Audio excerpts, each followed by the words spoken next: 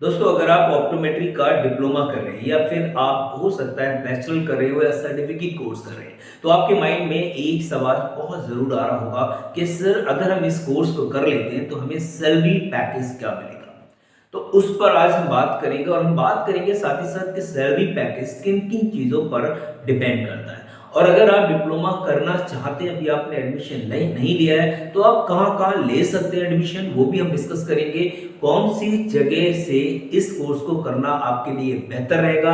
अगर आप government job की प्लानिंग कर रहे हैं तो कहाँ से करें, अगर आप प्राइवेट जॉब की प्लानिंग कर रहे हैं तो ये कहाँ से कर सकते हैं, फीस स्ट्रक्चर क्या होगा और ड्यूरेशन, वो सारी चीज़ें हम यहाँ डिस्कस करेंगे। उम्मीद है कि ये एक सिंगल वीडियो आपकी सारी क्वेरी रिजॉल्व करेगा। पहली चीज़ समझते हैं कि डिप्लोमा इन ऑप्टोमेट्री की जब हम बात कर रहे होते हैं तो ये 2 इयर्स का कोर्स है।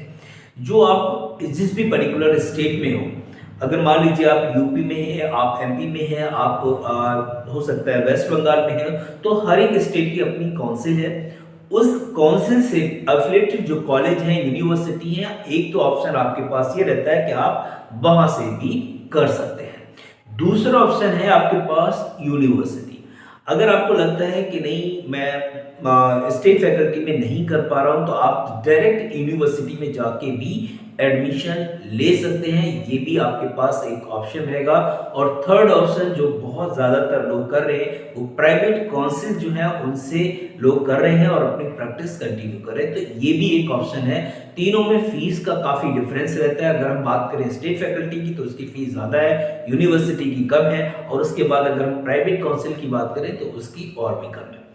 आपको डिसीजन लेना है, किसी को ऊपर आप डिपेंड मत रहिएगा। फाइनल डिसीजन हमेशा याद रखिएगा आपका ही होना चाहिए। अगर आप मुझसे भी पूछेंगे और मैं आपको कई सारे ऑप्शन देता हूं, लेकिन फाइनल डिसीजन लास्ट में आपका होगा, तो आपको पछतावा बिल्कुल भी नहीं आएगा।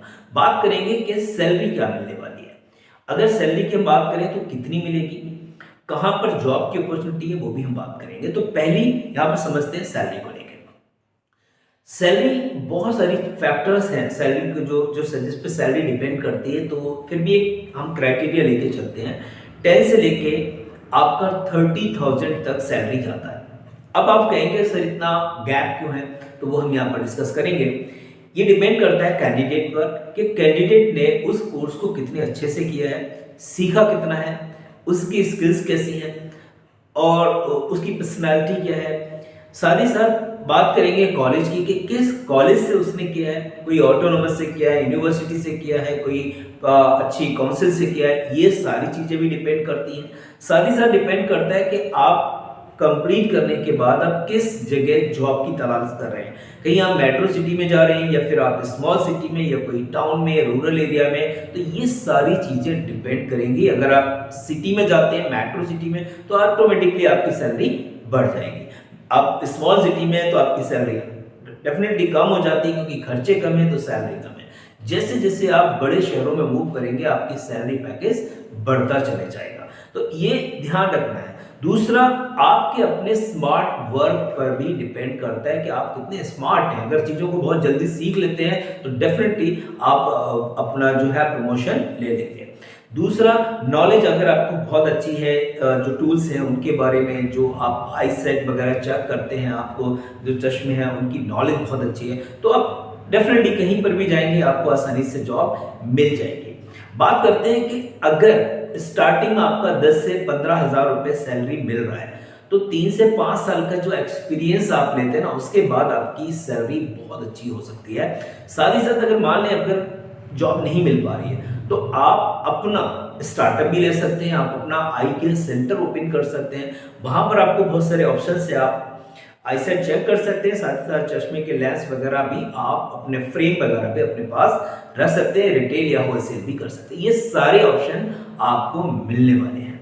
दूसरा, अगर हम बात करें, जो इंपॉर्टेंट पार्ट रहता है कि सर अब हम क्या करें, कैसे एडमिशन लें, तो आपको यहाँ पर मैं बता देता हूँ कि आप अगर स्टेट फैकल्टी से लेंगे तो एक कॉम्पिटिटिव एग्जाम है, वो आप क्वालिफाई करेंगे, उसके बाद आप काउंसलिंग कराएंगे, एडमिशन आपका हो जाएगा। जिस भी स्टेट में उसमें चेक करें, गूगल करें, वो समझ जाएंगे। दूसरा जो इंपॉर्टेंट पॉइंट है, यूनिवर्सिटी में डायरेक्ट एडमिशन हो जाते हैं, प्राइवेट काउंसिल में भी डायरेक्ट एडमिशन हो जाते हैं। तो ये बेसिक इन्फॉर्मेशन थी डिप्लोमा इन ऑप्टोमेट्री अगर आप करना चाहते हैं या बैचलर इन ऑप्टोमेट्री आप करना चाह रहे हैं। इसके बाद आप मास्टर भी कर सकते हैं, किसी कॉलेजेस में आप पढ़ा भी सकते हैं डिप्लोमा होल्डर को अगर आपने मास्टर या बैचलर किया है तो ये बेसिक इन्फॉर्मेशन थी। अगर आपको अच्छी लगी हो तो लाइक कीजिएगा, शेयर कीजिएगा और चैनल को सब्सक्राइब कीजिएगा। Thank you, thanks a lot.